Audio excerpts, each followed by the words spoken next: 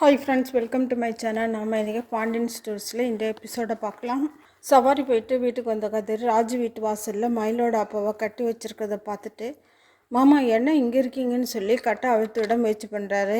மயிலோட அப்பாவை கட்டி வச்சுட்டு காவல்காத்த ராஜுவோட அண்ணன், டேய் அவர் எங்கள் வீட்டில் திருட வந்தாருடா, அதான் கட்டி வச்சுருக்கோன்னு சொல்ல, டேய் யாரை பார்த்துட்டு திருடன்னு சொல்கிறேன்னு சொல்லி அவனை திட்டிட்டு மயிலோட அப்பாவோட கட்டை அவிழ்க்க முயற்சி பண்ணுறாரு.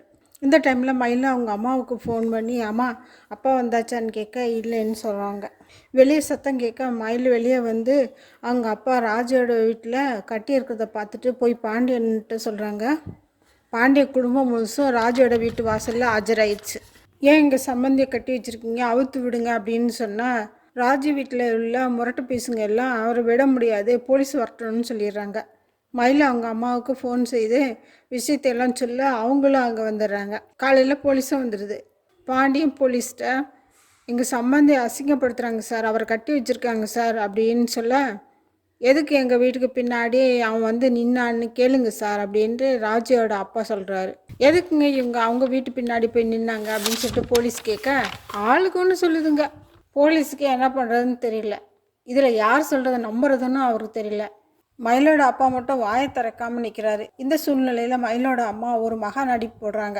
மயிலுக்கு பிறந்தநாள், அதான் பிறந்தநாள் வாழ்த்து சொல்ல வந்தாருன்னு சொல்ல மயிலும் அவங்க அப்பாவும் ஆமான்னு தலையாடுறாங்க. இதை கேட்ட பாண்டியன் வீட்டாருக்கு கொஞ்சம் டவுட் இருந்தாலும் வெளிக்காட்டாமல் நிற்கிறாங்க.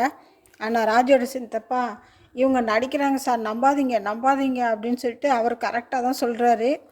ஆனால் போலீஸ் இது குடும்ப விவகாரம்னு தெரிஞ்சு 2 குடும்பத்தையும் சமாதானப்படுத்திட்டு அவங்க போயிடுறாங்க. மயிலோட குடும்பம் இப்போ தப்பிச்சிருக்கலாம், ஆனால் அவங்க தப்பு மேலே தப்பு பண்ணிகிட்டே போகிறாங்க. இது எதில் போய் முடியுமோன்னு சொல்லிட்டு நம்ம பொறுத்திருந்து பார்க்கலாம் ஃப்ரெண்ட்ஸ்.